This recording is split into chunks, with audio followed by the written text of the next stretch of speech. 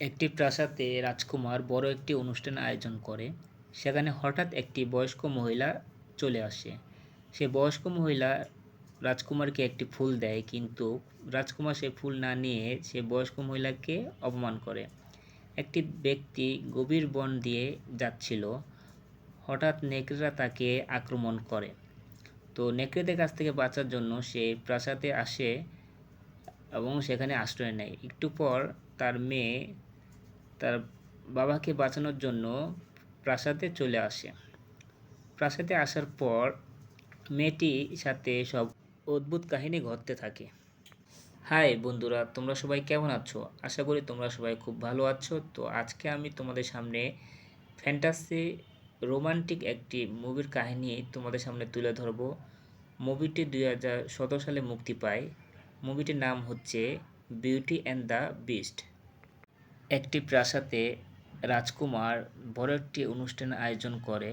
সেখানে সবাই খুব আনন্দ করছিল। হঠাৎ একটি বয়স্ক মহিলা সেই অনুষ্ঠানে চলে আসে। সেই বয়স্ক মহিলা রাজকুমারকে একটি ফুল দেয়, কিন্তু রাজকুমার সে ফুল না নিয়ে সে বয়স্ক মহিলাকে অবহেলা করে এবং তাকে তুচ্ছ করে। একটু পরে আমরা দেখতে পাই সেই বয়স্ক মহিলা একটি সুন্দর যুবতী রূপ ধারণ করে এবং সেখানে যারা ছিল সবাইকে সে জাদুকরের মাধ্যমে বিভিন্ন কিছু তাদেরকে বানিয়ে রাখে। যে রাজকুমার ছিল তাকে একটি দানবে পরিণত করে। সেই বয়স্ক মহিলা রাজকুমারকে অভিশাপ দেয়। আমরা একটি সুন্দর মেয়ে দেখতে পাই, তার নাম হচ্ছে বেলি। আর দুই বন্ধুকে আমরা দেখতে পাচ্ছি, একজন হচ্ছে গাস্টন, একজন হচ্ছে লেপু। তারা শহরে ঘুরতে এসেছে। গাস্টন বেলিকে দেখে পছন্দ করে ফেলে। গাস্টন তখন বেলিকে একটি ফুল দেয়, কিন্তু বেলি সেই ফুল না নিয়ে সেখান থেকে চলে যায়। মরিস, তিনি হচ্ছেন বেলির বাবা। তিনি একজন মিউজিক বাক্স নির্মাতা। মিউজিক বাক্স বিক্রি করার উদ্দেশ্যে এক শহর থেকে অন্য শহরে যায়। যাওয়ার পথে বেলি তার বাবাকে বলে তার জন্য একটি গোলাপ ফুল নিয়ে আসতে।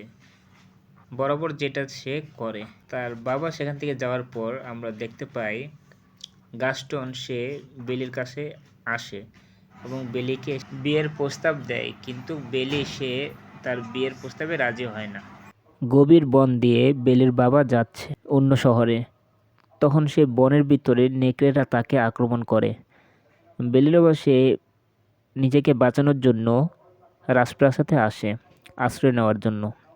তো রাজপ্রাসাদে আসার পর সেখানে সে কাউকে দেখতে পায় না। তখন সে রাজপ্রাসাদে ঢোকে এবং সেখানে সে হঠাৎ একটি সাদা গোলাপ দেখতে পায়। তো সে সাদা গোলাপটি ছেড়ে তখন হঠাৎ সেখানে একটি দানব চলে আসে। সেই দানবটির নাম হচ্ছে বিস্ট। তখন ঘোড়াটি সেখান থেকে দূরে পালিয়ে যায় এবং সে বেলির কাছে চলে আসে। ঘোড়াটির নাম থাকে হচ্ছে ফিলিপ। সে বেলি সে ঘোড়াকে নিয়ে সেই রাজপ্রাসাদে আসে তার বাবাকে বাঁচানোর জন্য। রাজপ্রাসাদে আসার পর চারপাশে সে দেখতে থাকে, কিন্তু সেখানে কোনো মানুষজন নেই। সে তখন রাজপ্রাসাদের ভিতরে ঢোকে এবং চারপাশ দিয়ে সে দেখতে থাকে, কিন্তু হঠাৎ তার বাবার আওয়াজ শুনতে পায় এবং সে উপরে ওঠে এবং তার বাবাকে সে দেখতে পায়। তখন হঠাৎ একটি আওয়াজ বাইরে থেকে আসে, কিন্তু তার বাবা তাকে বেলিকে বলছিল সে সেখান থেকে চলে যায়। কিন্তু একটু পর আমরা দেখতে পাই সেখানে একটি দানব সেখানে চলে আসে এবং বেলিকে বলতে থাকে যে তুমি এখানে কেন?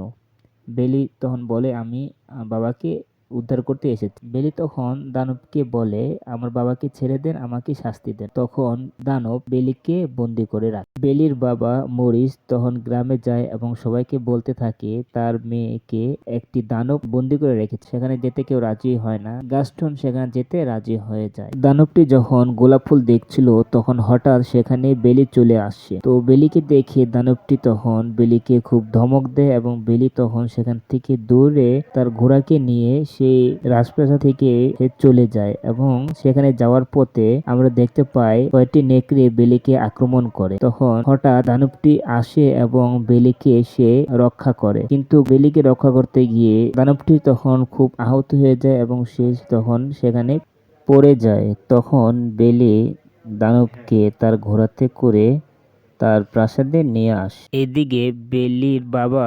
এবং গাস্টনের বন্ধু তারা বেলিকে উদ্ধার করতে যাচ্ছিল।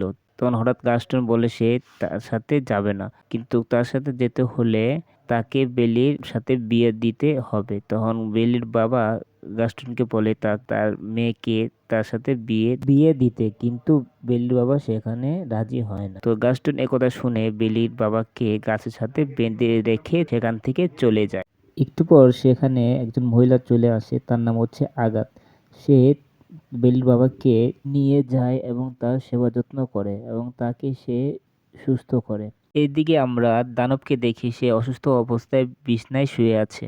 বেলি তার সেবা যত্ন করছে। তারা একসাথে ডিনার করে একসাথে তারা খাওয়া দাওয়া করছে। তারা প্রাসাদের আশেপাশে তারা ঘুরছিল। তো তাদের সম্পর্ক খুব ভালো হয়েছিল এবং তারা একসাথে সব কাজ করে। তারা খুব এনজয় করছিল। আলোচনা সবাই বেলির বাবা মরেই ছিল, সেখানে হঠাৎ গাস্টন এবং তার বন্ধু চলে আসে। তখন গাস্টন বেলির বাবাকে দেখে অবাক হয়ে যায়। তখন বেলির বাবা সবাইকে বলে গাস্টন তাকে মারতে চেয়েছিল। তখন গাস্টন বেলির বাবাকে বলে সে মানসিক রোগে ভুগছে। তখন তাদের মধ্যে হাতাহাতি শুরু হয়ে যায়। বেলি তার বাবাকে খুব মিস করছিল। তখন দানব বেলিকে একটি আয়না দেয়। বেলি সেই আয়নাতে তার বাবাকে দেখতে পায়, তার বাবা খুব বিপদে আছে। তখন বেলি সেখান থেকে যেতে চায়, দানব তাকে সেখান থেকে যেতে বলে। বেলি তখন যাওয়ার উদ্দেশ্যে রওনা দেয়। তখন গ্রামে গাস্টন তারা বেলি বাবাকে একটি ঘোড়াতে করে তাকে ছেড়ে আসতে যাচ্ছিল। গাস্টন শেষবারের মতো বেলির বাবাকে বলে বেলিকে তার সাথে বিয়ে দিয়ে দিতে, কিন্তু তখন বেলির বাবা বেলিকে তার সাথে বিয়ে দিতে রাজি হয় না। তখন হঠাৎ বেলি সেখানে সামনে চলে আসে এবং সে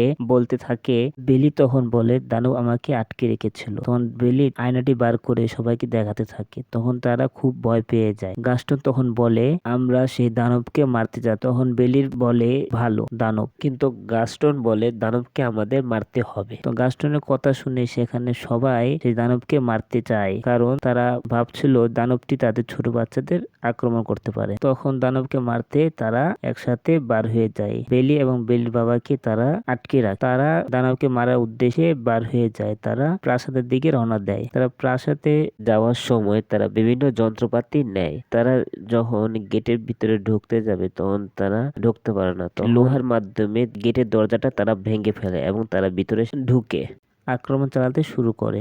এদিকে আমরা দেখি বেলি আর বেলির বাবা তারা একটি ঘরের মধ্যে আটকানো অবস্থায় আছে।